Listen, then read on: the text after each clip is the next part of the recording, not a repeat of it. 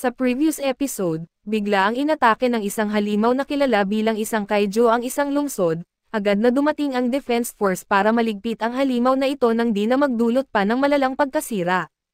Matagumpay nilang napatay ito at matapos ang labanan ay agad na nilinis ng mga tagalinis ang dambuhalang nilalang na ito. Isa sa mga tagalinis ay ang ating bida na may pangalang Kafka at matagal na niyang pangarap na maging kasapi sa defense force, kaso lang ay malas siya pagdating sa pag-apply dito. Isang araw ay inatake ulit sila ng halimaw at muntikan pang mamatay si Kafka sa pangyayari, pero sa kabutihang palad ay naligtas sila ng defense force at agad silang sinugod sa ospital kaso lang nagkaroon ng nakakakilabot na pangyayari kay Kafka na kung saan, biglaan na lang pumasok sa bibig niya ang isang halimaw at ito'y gumawa sa kanya bilang isang halimaw na kaiju. At sa pagpapatuloy ng ating recap, isang pagbabalik tanaw ang nagpapakita na si Mina ay tinukso si Kafka dahil sinabi niyang mananatili siya sa tabi niya kapag siya'y natatakot. Labis na napapahiya si Kafka kaya sinabi niya na huwag sabihin kanino man ang kanyang sinabi. Lubos naman na nagpapasalamat si Mina kaya pinasalamatan niya si Kafka at sumang-ayon na walang dapat ikatakot basta't magkasama sila at pabalik sa kasalukuyan. Tinipon ni Mina ang kanyang division at naghahanda silang pumunta sa ospital para patayin ang kaiju na lumitaw doon. Isang alarma ang nag-ingay sa buong lungsod na naguutos sa mga tao na magtago mula sa kaiju. Sa ospital ay nagpanik ang mga lalaki habang ang matanda ay labis na natatakot kay Kafka at iniisip ni Ichikawa na maaaring maging malinaw ang pagkakamali kung ngumiti lang si Kafka. Ngunit nakakatakot ang ngiti ni Kafka at hindi ito umubra dahil nawalan ng malay ang matanda. Dali-daling tinulungan ni Kafka ang matanda ngunit nagulat siya sa sariling lakas dahil nasira niya ang paligid sa bawat hipo. Hindi makapaniwala si Kafka na nagawa niya ang lahat ng iyon at napansin ng iba na nandoon ang kaiju. Sigurado si Ichikawa na paparating na ang hukbong depensa kaya napagkasundoan nilang umalis na. Sinubukan ni Kafka na tumakas sa bintana ngunit muli siyang nagulat nang ang kanyang paghawak ay sumisira sa isang buong pader. Nagtataka si Kafka kung ano ang nangyayari sa kanyang katawan kaso walang panahon para mag-isip dahil nagsisimula ng magpanik ang mga tao.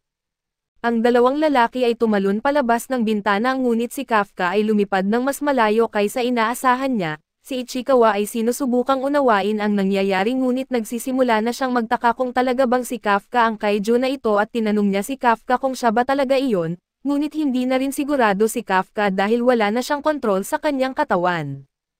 Nagtataka si Ichikawa kung ang pagbabagong anyo ba ay isang espesyal na mode niya. Ngunit walang ideya si Kafka at biglang lumabas ang isang parasito mula sa kanyang bibig at kinain ang isang ibong nabubuhay at sa kabutihang palad, bumalik sa dati si Kafka ngunit ipinahayag niya na may problema.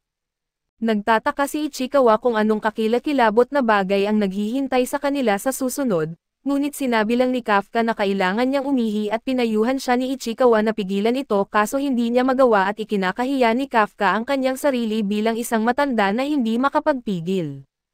Tinuro ni Ichikawa na tila wala naman ang tamang parte kay Kafka para umihi at nagtataka siya kung saan ito lalabas. Nagulat silang dalawa nang umihi si Kafka mula sa kanyang mga utong at lalo pang nahiya si Kafka, subalit ipinapaalala sa kanya ni Ichikawa na may mas mahahalagang bagay silang dapat alalahanin. Nagtataka si Kafka kung makakasali pa ba siya sa hukbong depensa sa kalagayan niya ngayon. Ngunit ipinunto ni Ichikawa na siya ang tipo na pinupuksan ng hukbong depensa at malamang hindi siya papayagan na sumali at baka sirain lang siya. Naging seryoso si Kafka habang nagsisimulang lumubog sa kanya ang katotohanan ito, hindi rin maganda ang tiyempo dahil kakatapos lang niyang magpasyang habulin si Mina at naghahanda silang pumasok sa isang restriktadong lugar kung saan walang tao, ngunit nakaramdam si Kafka ng isang paparating na bagay. Hindi ito ang hukbong depensa dahil galing ito sa ilalim ng lupa at naganap ang isang pagsabog sa ibang bahagi ng lungsod at nakatanggap ng ulat ang hukbong depensa na may lumitaw na isa pang kaiju. Nakilala ni Kafka na ito ang parehong uri na umatake sa kanila noon. Ipinunto ni Ichikawa na tumunog na ang mga alarma dahil kay Kafka kaya't umaasa siyang walang magiging casualty habang abala ang hukbong depensa sa kalaban. Ito ang perpektong pagkakataon para sila'y magtago at isang batang babae ang umiiyak habang naiipit ang kanyang ina, at natagpuan sila ng kaiju.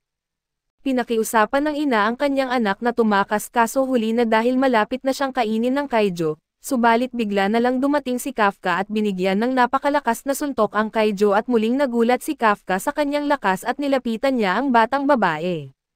Siyempre natatakot ito sa kanya kaya't pinilit ni Kafka na ngumiti kaso lalo lang itong lumala, nailigtas niya ang walang malay na ina, kaya ipinaliwanag ni Ichikawa na magiging maayos siya.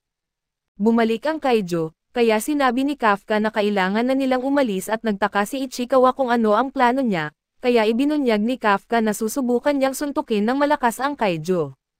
Sinimulan niya ang pagbilang habang sumasabog ang kapangyarihan sa kanyang katawan at pinakawalan niya ang malakas na suntok, ganap na nawasak ng suntok na ito ang halimaw, nagkalat ang mga bahagi nito at umulan ng dugo mula sa langit.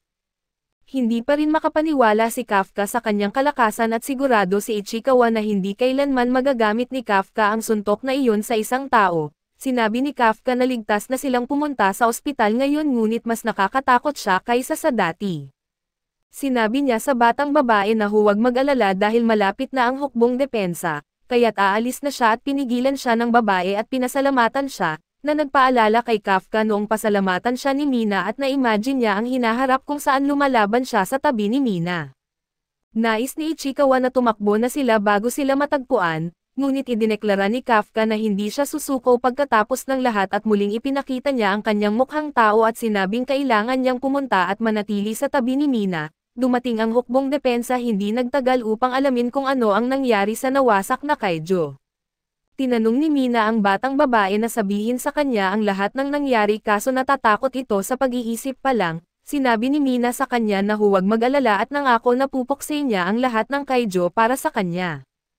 Pero nag-alala ang bata sa ibang dahilan at nagulat si Mina nang hilingin ng batang babae na ipapangako niya na hindi niya sasaktan ang mabuting Kaijo. Nilinaw ng bata na ito yung Kaijo na sumagip sa kanyang ina, ngunit hindi maunawaan ni Mina ang sinabi ng batang babae.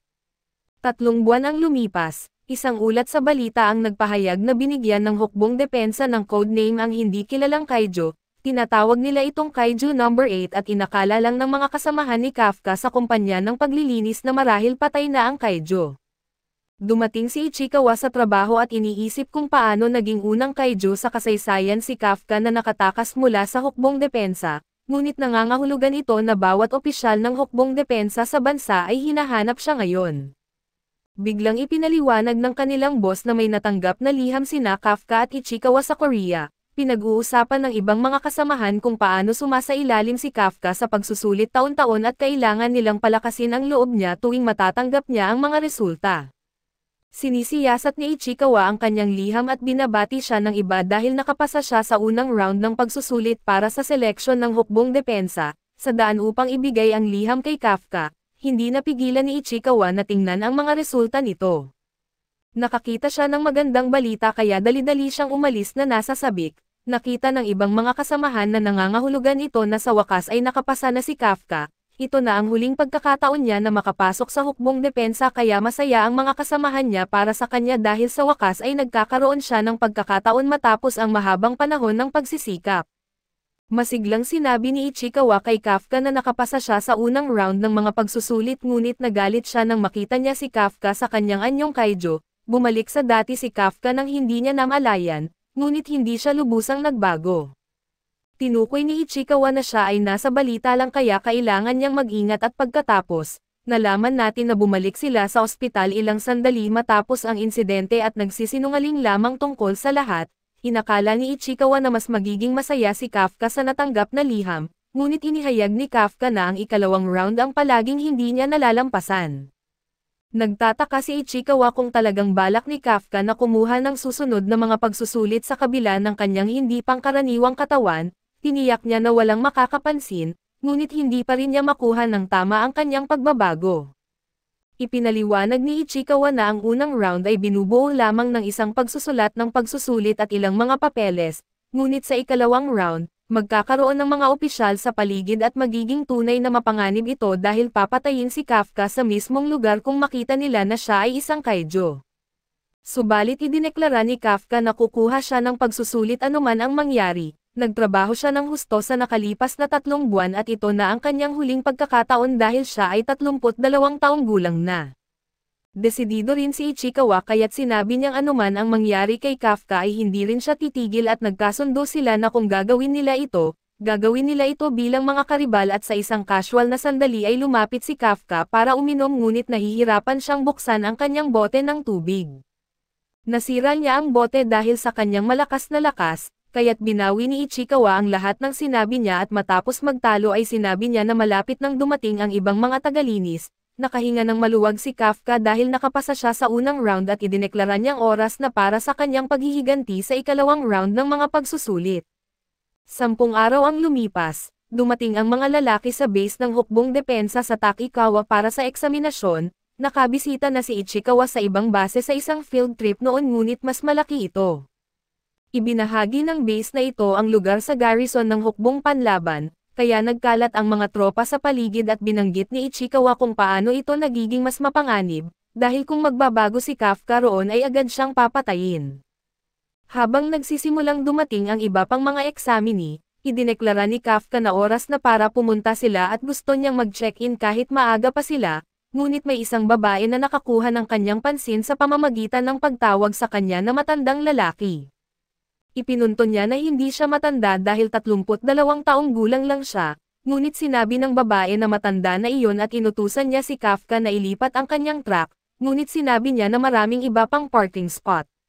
Gayunpaman ay ipinilit niya ito dahil 5 ang kanyang maswerteng numero ngayong araw. Pagod na si Kafka sa nakakainis na babae kaya't idineklara niyang tuturuan niya ito ng leksyon.